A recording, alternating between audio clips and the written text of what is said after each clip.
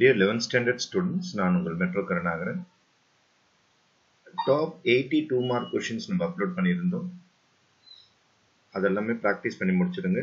இன்னைக்கு நம்ம அப்லோட் பண்ணுறது என்னன்னு பார்த்தீங்கன்னா 3 மார்க் கொஷின்ஸ் ஒரு 120 கொஷின்ஸ் அப்லோட் பண்ணுறேன். ஆவரேஜாக பார்த்தீங்கன்னா ஒரு சாப்டருக்கு ஒரு 10 கொஷின் அந்த மாதிரி இருக்கும். ஏன்னா 12 சாப்டரில் நமக்கு அப்போது 12 சாப்டர் ஒரு ஆவரேஜாக ஒரு 10 கொஷின்ஸ் கொடுத்துருக்குறேன் நான். மேக்ஸிமம் ரொம்ப இம்பார்ட்டன்ட் கொஷின்ஸை ஹேண்ட் பிக் பண்ணி கொடுத்துருக்குறோம் நம்ம.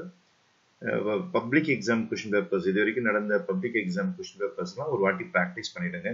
2 மார்க் கொஷினாக இருக்கட்டும், 3 மார்க் கொஷினாக இருக்கட்டும், 5 மார்க் கொஷினாக இருக்கட்டும், இது வரைக்கும் நடந்த பப்ளிக் எக்ஸாம் அனைத்து கொஷின் பேப்பர்ஸையும் ஒரு வாட்டி ப்ராக்டிஸ் பண்ணிவிட்டு அதுக்கப்புறமே நான் கொடுத்துருக்கேன் இந்த top 2 mark question, 3 mark question, 5 mark கொஷின்ஸ்லாம் மறக்காமல் ஒரு வாட்டி ப்ராக்டிஸ் பண்ணிட்டு போங்க. இதில் இருக்கிற சம்ஸ் எதுவுமே உங்களுக்கு தெரியாமல் இருக்கக்கூடாது. எல்லாமே அவ்வளோ ஹைலி இம்பார்ட்டன்ட் சம்ஸ், இது எல்லாமே ரொம்ப எதிர்பார்க்குற சம்ஸு. அதனால் தயவுசெய்து ஃபஸ்ட்டு இதில் இருக்கிற 120 சம்ஸும் நல்லா ப்ராக்டிஸ் பண்ணுறேங்க. டெய்லி ஒரு 20 சம்ஸ் அல்லது 10 சம்ஸ் போட்டு பார்த்துக்கிட்டே வாங்க. இருக்கிற டைம் ரொம்ப ரொம்ப கம்மி. ஏன்னா இதில் 120 கொஷின்ஸில் எப்படியும் ஒரு 80 to 90 கொஷின்ஸ் இந்நேரம் நீங்கள் ப்ராக்டிஸ் பண்ணி முடிச்சிருக்கணும். ஏதாவது 10 கொஷின்ஸ் 20 கொஷின்ஸ் தான் புதுசாக இருக்கிற மாதிரி தோணணும்.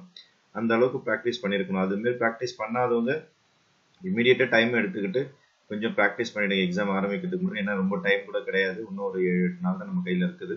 அப்போ இந்த டாப் 3 மார்க் கொஷின்ஸை நல்லா ப்ராக்டிஸ் பண்ணி முடிச்சுட்டு பிறகு இது எந்த எக்ஸசைஸில் இருக்குது, எந்த சாப்டரில் இருக்குதுன்னா சாப்டர் வைஸாக தான் நான் கொடுத்துருக்குறேன். நான் நீங்கள் பார்த்தீங்கன்னாலே தெரியும், அப்படியே லைனாக சாப்டர் வைஸாக வந்துகிட்டே இருக்கும் உங்களுக்கு.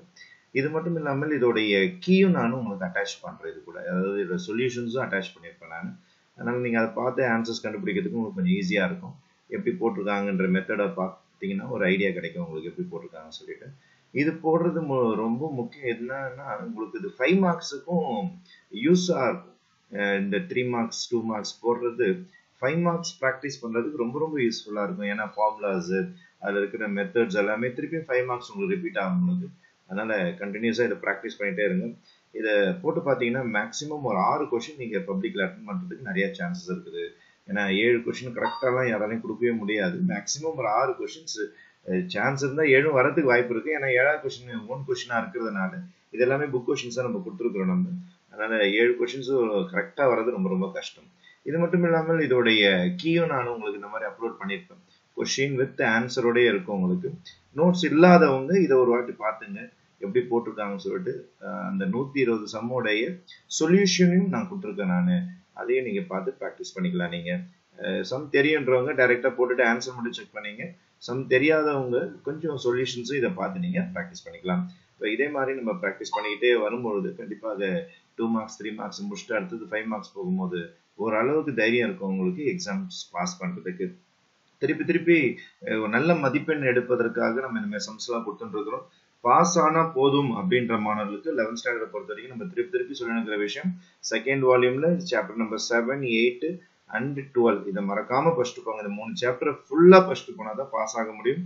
அதனால் ஃபெயில் ஆகிடுன்னு பயந்துன்னு இருக்கிற மாணவர்கள் இந்த மாதிரி இம்பார்ட்டன்ட் கொஸ்டின்லாம் எடுத்து படிச்சிங்கன்னா லேட் ஆகும். ஏன்னா இது 12 சாப்டர்ஸோட இம்பார்ட்டன்ட் கொஸ்டின்ஸ். இது நீங்கள் ரொம்ப கம்மியாக படிக்கணும் ஆனால் ஈஸியாக பாஸ் ஆகிடணும் அப்படின்றவங்க செகண்ட் வால்யூமில் இருக்கிற 7th chapter, 8th chapter matrix and determinant, அதுக்கப்புறமேட்டு உங்களுக்கு வெக்டர் அல்ஜிப்ரா, அதே மாதிரி ஸ்டாட்டிஸ்டிக்ஸ் அண்ட் ப்ராபபிலிட்டி இருக்கு பாருங்க. அதை தரவு பண்ணிட்டீங்க, ப்ராபபிலிட்டி தியரி தரவு பண்ணிட்டீங்க அப்படின்னா நீங்கள் ஈஸியாக பாஸ் ஆகிடலாம்.